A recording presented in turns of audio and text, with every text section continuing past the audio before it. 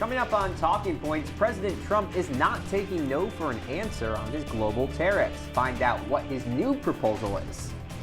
Plus, unrest in Mexico, how the Mexican drug cartel is responding to the Mexican military's operation that killed a top drug cartel leader. And nuclear talks between Iran and the U.S. are heating up. All that and more when Talking Points starts right now.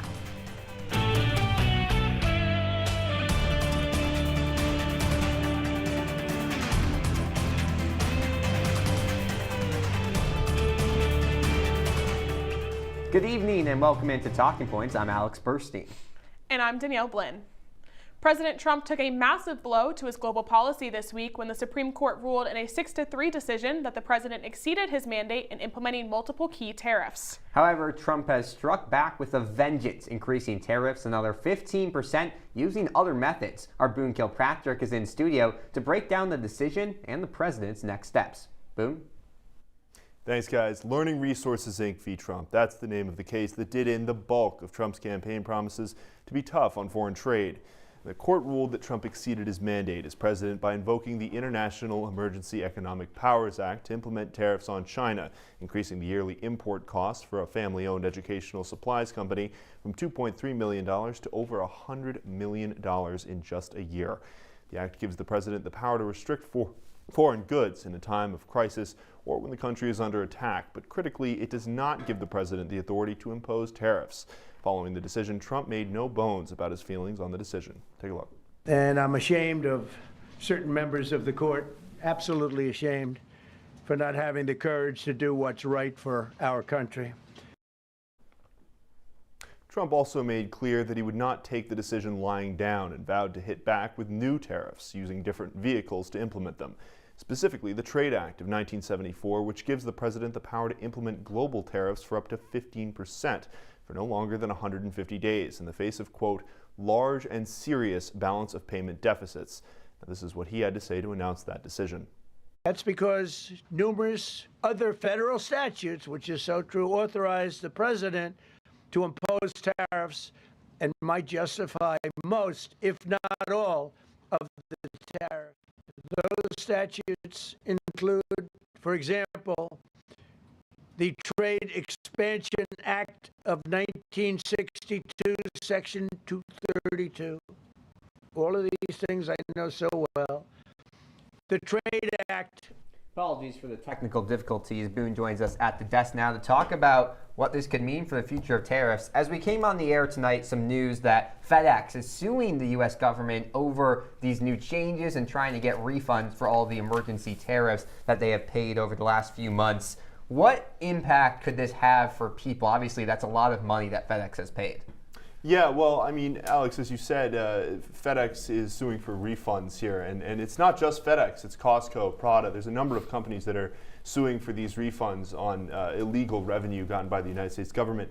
And when you ask about what this will look like for the American consumer, that's really it. It's going to be the refunds, right? Because, as I just said, these tariffs are going to be replaced almost immediately. And any kind of betterment in price here is not going to come for some time, right? A lot of these imports were brought in on the old tariff policies, and by the time that you'll have the next wave of imports, there'll be new tariffs anyway. So if FedEx or Prada or any number of these companies can win one of these lawsuits against the United States government, you might be able to see some kind of relief for the consumer, but that could get tied up for an undisclosed amount of time.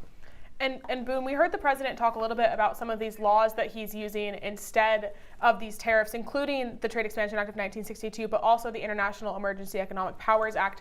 Can you tell us a little bit more about these laws and what powers they actually give the president? Right. Well, IEPA, as it's known, it was put in place to give POTUS more centralized negotiating power, right? It was put in place ahead of some very key negotiations. The Trade Act of 1974, that more specifically gives the president the power to implement tariffs. However, it's only for 150 days, and to extend that would need an approval of Congress, something that President Trump is very unlikely to get. The act has been used in the past to concentrate power around the executive, But again, you would need that extension from Congress. He's not going to get that. You've mentioned these two big numbers, 15% and 150 days. Is there any other legal routes for him to take over the next couple of months to try to get ahead of this, or is there any way this stands up in the courts? Well, these new tariffs will definitely stand up in the courts. It's more a matter of will it stand up in the legislature, which, as I said, most likely it will not. But I don't see any kind of lawsuit from a company like we saw in the past. And it goes without saying that the lawsuit that actually struck down these tariffs, it's not the only one. There have been many lawsuits that have been brought against the Trump administration for unfair costs levied against these companies importing goods. So we'll see what happens with those. And as I said before, there could be some kind of paybacks or some kind of, some kind of reimbursement here from the government. But in terms of legal issues, no. I don't think that there will be any more strike downs here, especially for these new methods that the president is using to implement tariffs. Definitely something to watch, especially with the State of the Union tomorrow and economy at the top of the mind for so many viewers. Boone, thank you so much for taking some time. Well, moving south now, Mexico's most wanted drug leader has been killed in a Mexican military operation aided by U.S. intelligence support. Drug lord El Mencho was the head of the Jalisco New Generation cartel, which became, quote, the most powerful and ruthless crime organization, according to the U.S. Drug Enforcement Administration. He was killed alongside 8 other cartel members. The killing sparked widespread unrest, with suspected gang members torching buses and businesses. The U.S. State Department is urging American tourists in parts of Mexico to, quote, seek shelter and remain in residences or hotels. Tourists in popular areas are now stranded as many airlines cancel flights to and from the country. Mexican President Claudia Sheinbaum says there was no participation by U.S. forces, but rather an exchange of information. In a post on Truth Social, President Trump called on Mexico to step up their actions against cartels following the killing.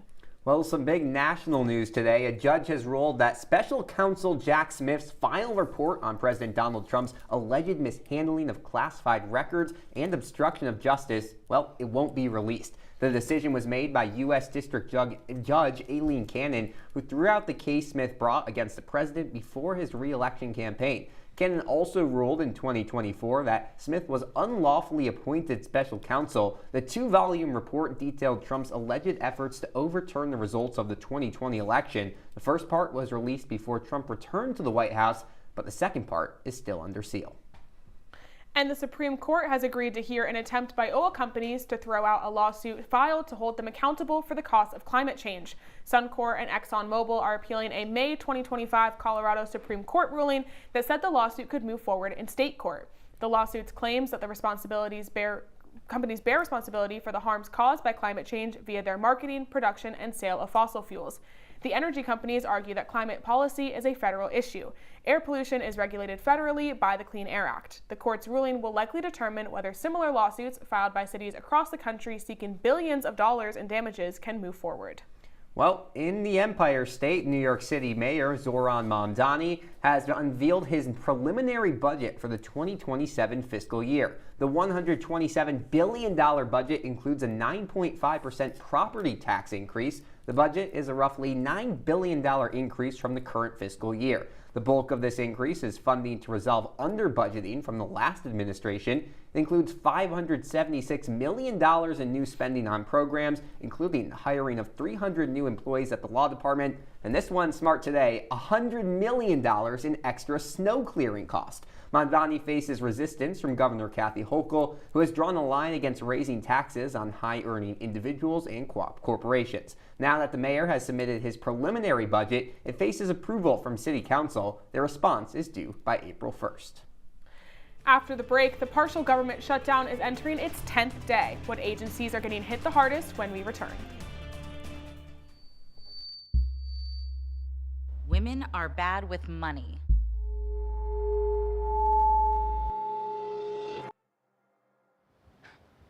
It's what the world's been saying for centuries. But now, we've got something to say. Save it. Save the old-fashioned advice, the empty excuses. It's all worthless, unlike us. To our fellow females, it is time to save ourselves by saving our money. Contributing to our futures, investing in our independence. until we're no longer 80% 80% more likely than men to live in poverty in retirement. So again, we say to that, save it. The falsehoods, the feelings of fault, then the funds. Learn how to save for your retirement at wesaysaveit.org. If you're buzzed and doing this to make yourself feel okay to drive, you're not okay to drive.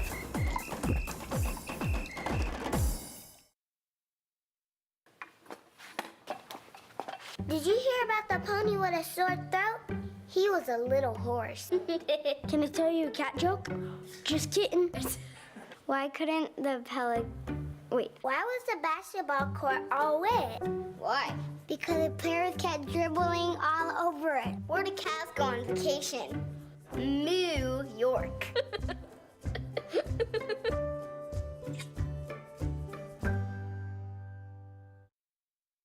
I already knew that I was going to go to college, from a young age. I definitely want to major in political science, become the mayor or something, make the situation better for other people. My name is Justin, and I am your dividend.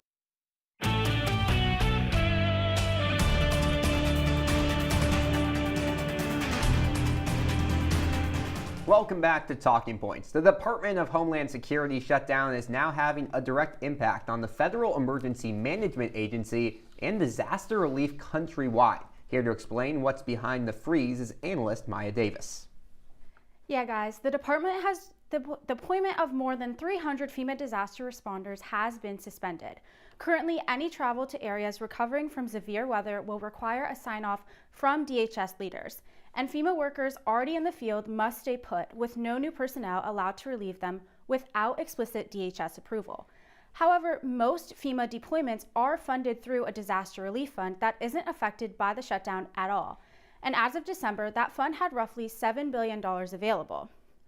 DHS has issued a statement saying the restrictions are, quote, not a choice, but necessary to comply with federal law, adding that while some non-essential activities will be paused or scaled back, FEMA remains committed to supporting communities and responding to incidents like Hurricane Helen.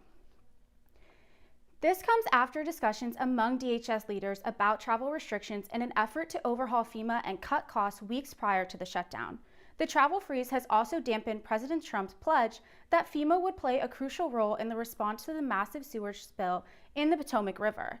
So far, FEMA has deployed few, if any, resources to assist. In a clarifying Truth Social post, President Trump urged local officials in Maryland, Virginia, and D.C. to, quote, get to work immediately, adding that if they can't do the job, they have to call me and ask politely to get it fixed, end quote. D.C. Mayor Muriel Bowser has since written a statement to the president asking him to declare a major disaster, which would unlock federal support. Well, no one wants to hear the words travel freeze. Very alarming for a lot of people. Could this be part of a bigger picture when it comes to the agency's future? It seems to be. Even before the shutdown, DHS leaders were already discussing ways to cut costs and overhaul FEMA. The travel restrictions were reportedly in the works weeks before the shutdown even started. So for many inside the agency, this feels like a temporary inconvenience and more like the latest step in a deliberate effort to scale back what FEMA does and how it operates. And Maya, we've heard a lot about what the shutdown is and what will happen, but what does the DHS overhaul of FEMA actually look like in practice? Yeah, so we're already kind of seeing some of the mechanics behind it. Homeland Security Secretary Kristi Noem put in a policy requiring her personal approval for any FEMA spending over $100,000, which has created a massive backlog of disaster and emergency preparedness funding that still awaits her approval, which has caused widespread frustration among members of Congress and state officials. And obviously, we've heard a lot from the bureaucratic response to this, but what are the actual employees inside of FEMA saying about all of this? So many staffers are alarmed, and a high-ranking FEMA official said, quote, it's yet another way they continue to bleed us out and kill the mission, unquote. There is a real fear among employees that even if the agency survives structurally, its ability to respond quickly and effectively is being quietly dismantled.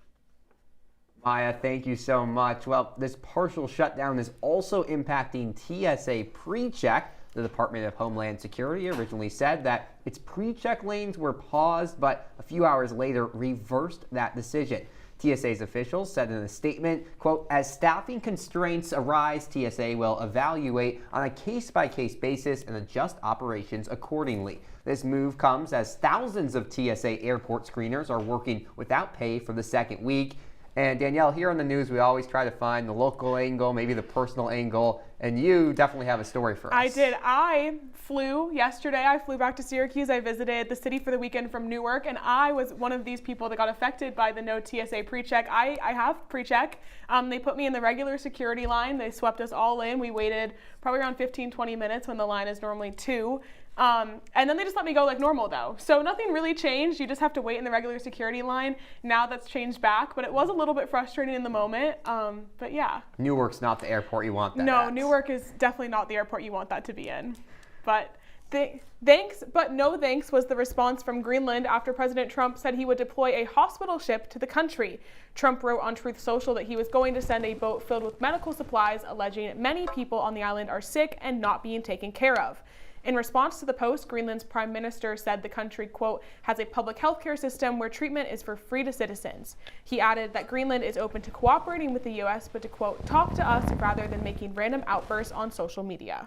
Well, we have more on the first meeting of President Trump's Board of Peace that took place in Washington last week. At least 27 countries had representatives there, while other countries like Italy, South Korea, and the EU were there as observers. Notably absent, several U.S. allies, including the UK, France, and Norway. The meeting focused on the next steps of a fragile ceasefire in Gaza happening. Trump said the board will not only achieve peace in Gaza, but also intervene around the world. He says board members committed $7 billion for reconstruction in Gaza and announced a $10 billion commitment from the U.S. to the Board of Peace initiative, although he did not say right now where this money would exactly come from.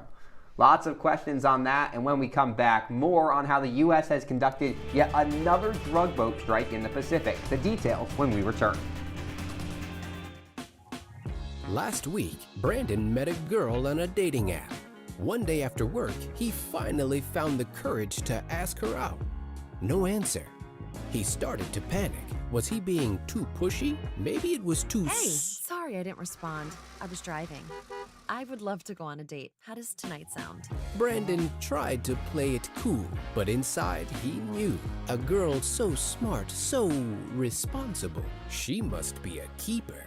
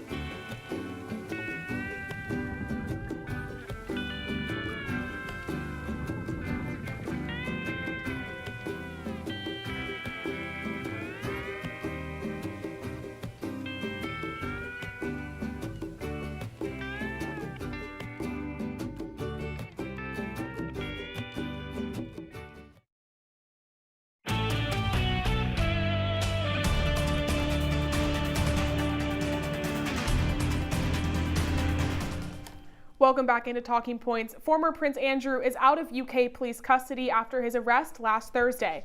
Police have not disclosed what led to Andrew's arrest, but previously said they were assessing whether he shared confidential information with convicted sex offender Jeffrey Epstein during his decade as a UK trade envoy. The former prince has denied any wrongdoing. At this time, he has not been charged with anything.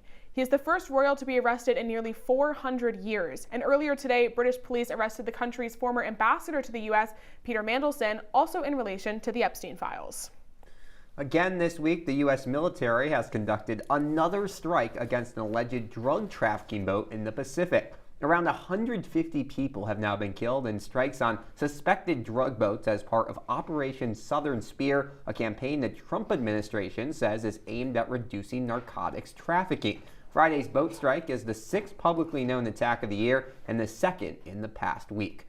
Well, tensions are boiling and oil prices are dropping as talks between the United States and Iran continue this week. With pressure between the two nations mounting, Talking Points analyst Megan Acker explains what comes next. Thanks, Alex. Now, as American warships draw closer to Iran, President Trump's stance on the nuclear talks taking place remains unwavering. I'm not going to talk to you about that, but we're either going to get a deal or it's going to be unfortunate for them. The U.S. is pushing for Iran to completely shut down its nuclear program and stop enriching uranium, something Iran believes it has a right to do. A new round of talks is expected to take place on Thursday after no agreement was reached last week. The nuclear issue is the only one on the table right now, even though the U.S. is opposed to a number of Iran's policies.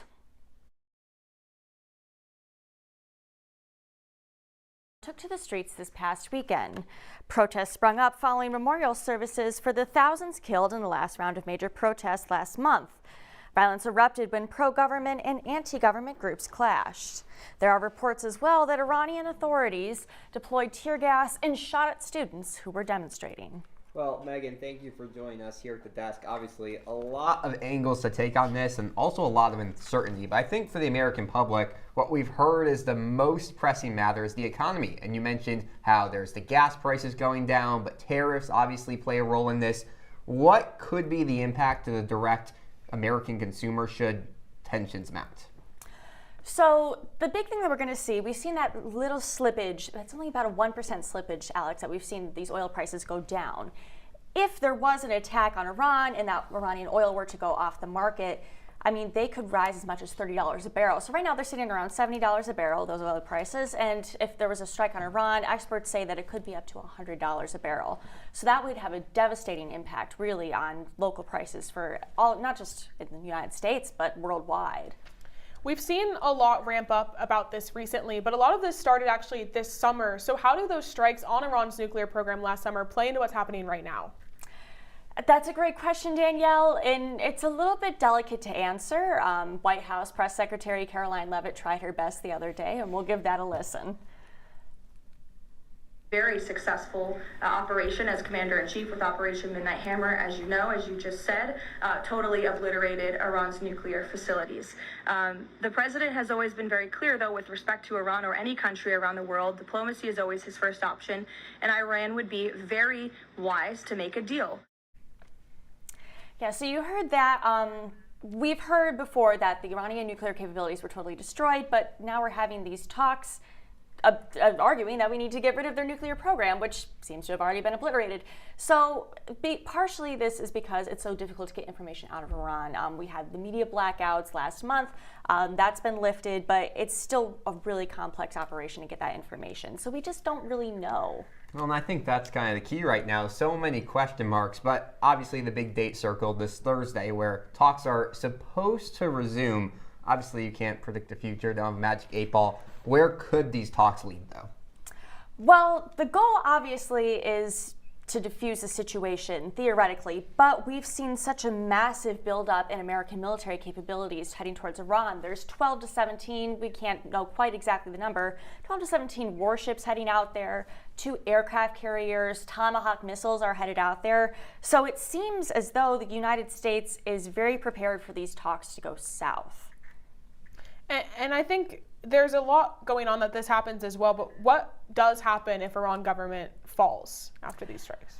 That is also really hard to know, Danielle. So what we know right now is that the regime, it is a religious regime, and they've pretty much snuffed out all opposition in government.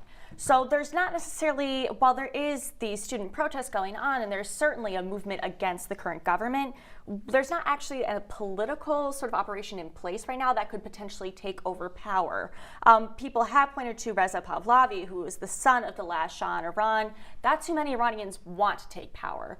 but we don't necessarily know what the structure of that would be. We don't know how much the United States would be involved. There's also the question of whether or not Israel could have some sort of involvement with both the military operation and sort of propelling this new government that could take place if the current one is deposed. Quick before you go, midterm elections this year, what kind of impact could this have? Well, this is a defining moment for the Trump second administration. So I think that will come up in his address next week. I think overall, if there is a military operation that takes place here, I don't know if it will be as quick as the 12-day war that we saw this summer. And if there is a really drawn-out military conflict in the Middle East, I think that Americans might not be so fond of that. Yeah. Thanks so much for joining us, Megan. Definitely we'll keep an eye on all of this. But coming up, President Trump is set to give his State of the Union address tomorrow. But first, see where his approval ratings stand going into the speech. Stay tuned.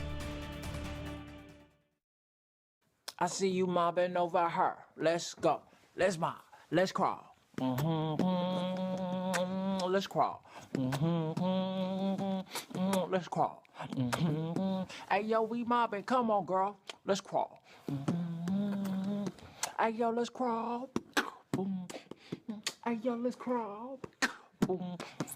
Hey, let's crawl. Hey, yo, let's crawl.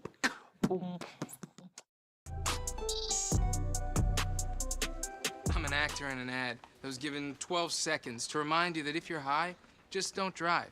Because if you feel different, you drive different. It's illegal to drive high everywhere anyway.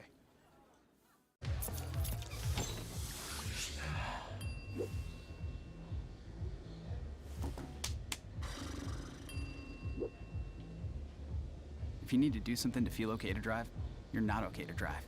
Don't drive buzzed. Fancy pants peanut butter? A big screen television? You haven't even bought a sofa yet. A motorcycle? When your father finds out, he's gonna flip his shoes with 2 buckles? What do you even need 2 buckles for? Mr. Big Shot, buying whiskey shots for everybody in the bar. From the looks of it, I'd say nobody even remembers. Feed the pig.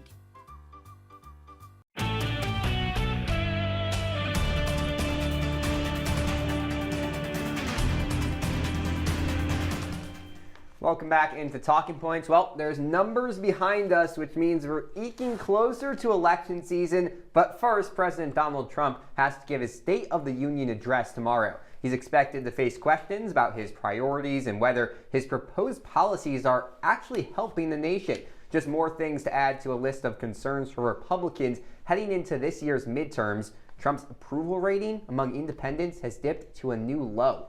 According to a recent CNN poll, there has been a 15-point drop in approval among independents. That's down to 26%. And on top of that, just 32% of Americans say Trump has the right priorities. 68% say he has not paid attention to the country's most important problems. That's the president's most negative result on that question during both terms in office. 61% of Americans also say that Trump's policies will move the country in the wrong direction rather than the right one. Well, Danielle, I think there's a lot of avenues that Trump can go tomorrow to try to weave the needle a little bit. We've seen he does have that ability. He does have that storytelling and persuasive ability to switch these polls in just a matter of days.